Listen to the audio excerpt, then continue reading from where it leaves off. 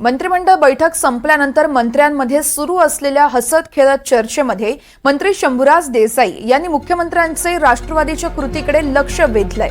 अजित पवारांच्या राष्ट्रवादी काँग्रेस पक्षाकडून मुख्यमंत्री माझी लाडकी बहीण योजनेची प्रसिद्धी करताना मुख्यमंत्री हा शब्दच वापरला जात नसल्याचं मुख्यमंत्री एकनाथ शिंदे यांना सांगण्यात आलंय।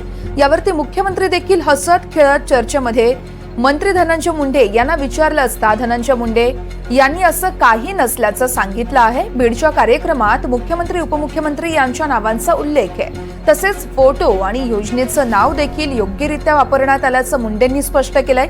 यावरती उपमुख्यमंत्री देवेंद्र फडणवीस यांनी आपण लवकरच या योजनेच्या अनुषंगानं एक SOP आणूयात असं देखील त्यांनी म्हटलंय। तर विश्वसनीय सूत्रांनी ही सगळीच माहिती दिली आहे। या संदर्भात अधिक माहिती देत आहेत आमचे प्रतिनिधी रौनक कुकडे आहेत आपल्यासोबत। रौनक, आपण पाहतोय खरं तर लाडकी बहीण योजना आल्यानंतर महायुतीमध्ये कुठेतरी नावावरून धुसफूस असल्याचं बघायला मिळालं होतं। मग ते अजित पवार गटाची जनसन्मान यात्रा असेल किंवा मग देवेंद्र फडणवीस यांचा लावलेला बॅनर असेल, नेमकं काय घडतंय महायुतीमध्ये लाडकी बहीण योजनेवरून? निश्चितपणे वर्षाचं आपण सांगितलं की जी सूत्रांच्या वतीनं माहिती उपलब्ध झाली आहे त्यानुसार कालची जी कॅबिनेटची बैठक होती त्यामध्ये लाडकी बहीण या योजनेवरनं सरकारमधल्या पक्षांमध्ये विसंवाद जो आहे तो पाहायला मिळाला।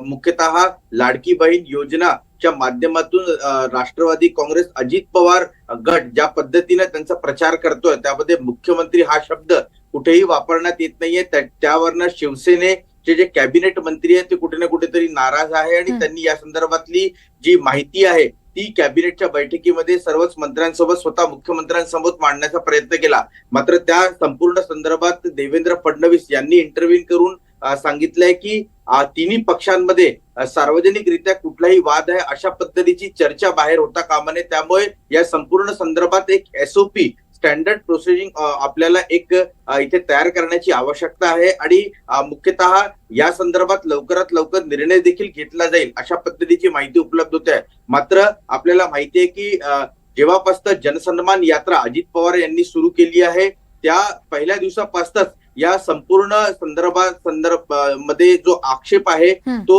दबक्या आवाजात शिवसेनेच्या वतीनं बोलला जात होता।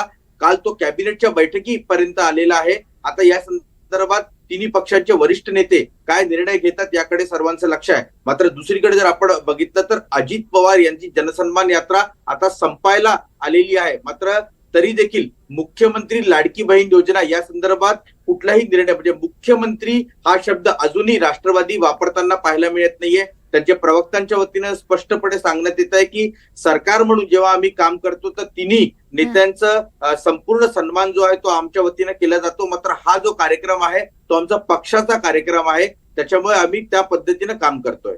निश्चितच, त्यामुळे आता यावरून आणखी काय काय घडामोडी घडतायत त्या बघणं देखील अतिशय महत्त्वाचं असेल। रौनक, खूप खूप धन्यवाद तुम्ही दिलेल्या सविस्तर माहितीसाठी।